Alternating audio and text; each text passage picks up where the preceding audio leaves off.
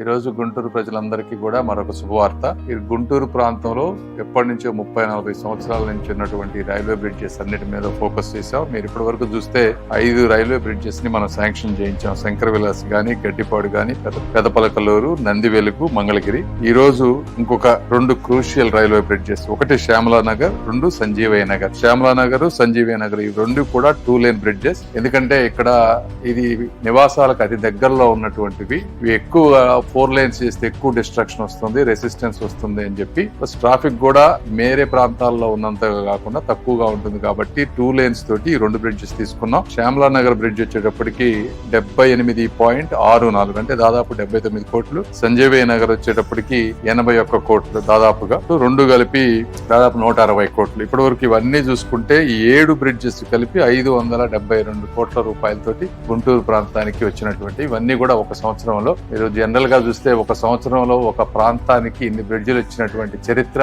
బహుశా ఏ parliament segment లోనూ ఉండదు. ఏదేమైనప్పటికీ ఈ విధంగా తీసుకురావటానికి సహకరించినటువంటి శ్రీ నరేంద్ర మోదీ గారు, అదే విధంగా అశ్విని వైష్ణవ్ గారు, సోమన్న గారు, రైల్వే మినిస్టర్స్ ఇద్దరు కూడా, ముఖ్యంగా సోమన్న గారు, వారు నాతో నేను మాట్లాడిన తర్వాత నా గుంటూరు ప్రాంతంలో ఉన్న అన్ని బ్రిడ్జెస్ ని వారు కూడా పర్సనల్ గా తీసుకొని వీటిని శాంక్షన్ చేపించి ముందు వరుసలో ఉంచినందుకు నా మీద ఉంచిన నమ్మకానికి, అదే విధంగా ఇద్దరు